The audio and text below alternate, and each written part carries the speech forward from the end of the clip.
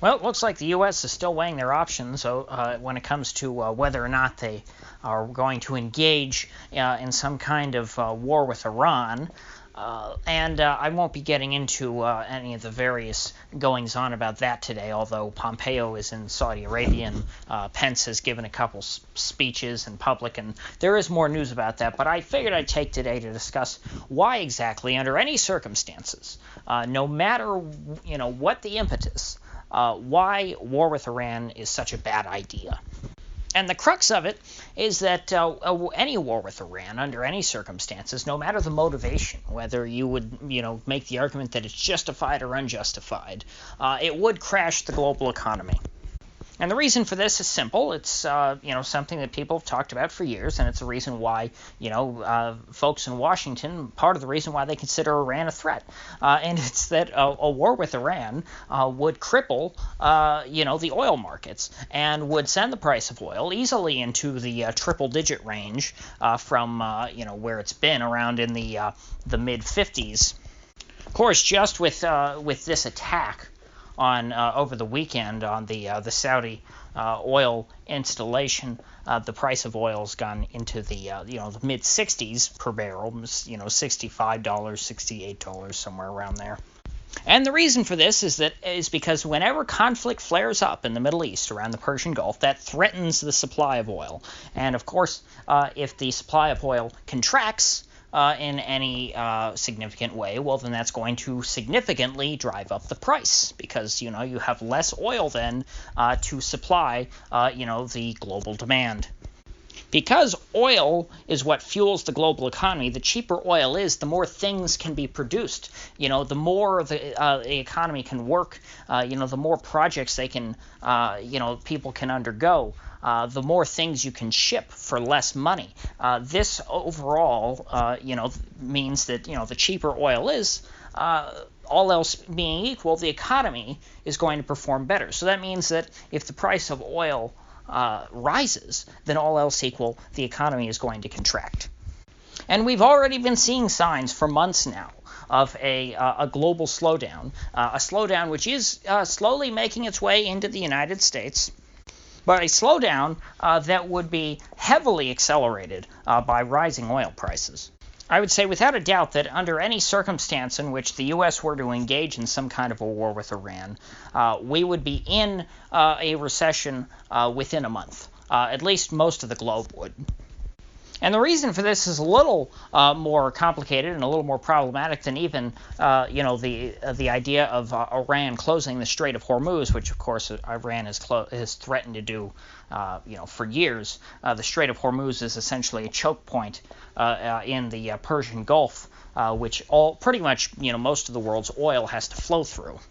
And so the idea being that if Iran ever really did get into a war with the U.S., well, they would just run their Navy ships to block the Strait of Hormuz so that no oil could get out of the Persian Gulf, and that would tank the global economy.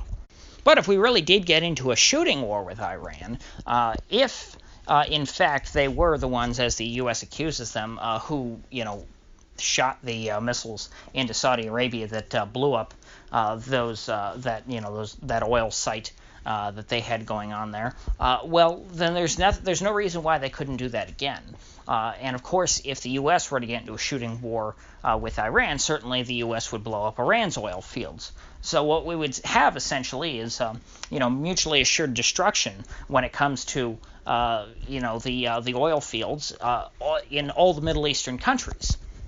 We would see the infrastructure of all the top oil-producing or oil exporting countries in the world crippled simultaneously. And that would mean that, Saudi Arabia, the UAE, Qatar, Iraq, Iran, they would all have their infrastructures crippled, and none of them would be able to export any more oil, certainly for the duration of the war, but even long after the war, because all that oil infrastructure, would have to be reproduced.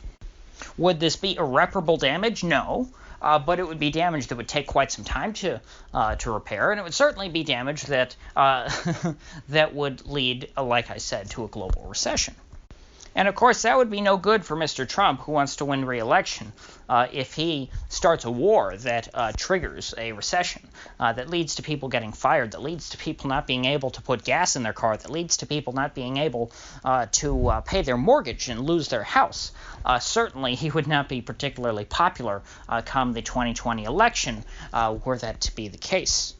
Now, about this time, some of you may be saying, but, aren't we supposed to be energy independent now? Isn't the U.S. supposed to, be a net exporter of oil? I think that's true. Well, yes, the whole energy independence thing has supposedly been realized, and, that great national security, goal has been achieved. However, the oil markets are global. They're not just domestic. So, yes, technically, I guess you could say that theoretically, if there's a war with Iran, what the U.S. could do is pass a law saying that oil companies are not allowed to export oil anymore. All oil, that's extracted from the United States must be sold and used in the United States, which would prevent, these companies from continuing to export oil to places in the rest of the world to where they can't get any oil right now, to places that otherwise would have bought, Saudi and Iranian oil that can no longer get it, and that leads to a rise in price that draws in, the supply from the United States. The U.S. could, sure, hermetically seal itself off from the global oil markets. However, while that might save, the price of fuel in America, if the price of fuel goes up everywhere else in a globalized economy, that's still going to come back and bite us in the U.S. because we have trading partners. We import things. Actually, we import just about everything in the United States as far as consumer goods go. So those high oil prices, even if we don't directly see them, and oil price, don't get me wrong, gas prices would go up, even if the U.S. sealed itself off from the global economy and had American oil companies make them sell all their oil here. Yes, gas prices would probably still go up because I don't think we have that much oil.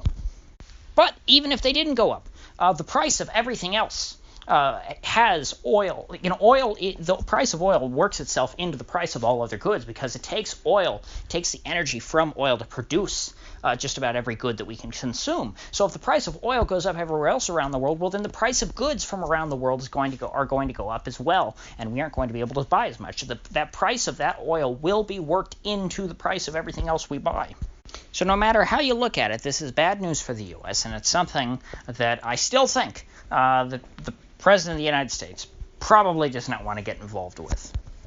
I'm sure he must realize by now that if Iran was able to hit the Saudi oil fields from their own country, as the U.S. claims that they did, that they could, do it again, and that they could take out the oil infrastructure of all their neighbors, and of course the U.S. would retaliate by taking out the infrastructure of Iran, and that it would be a total disaster for the global economy.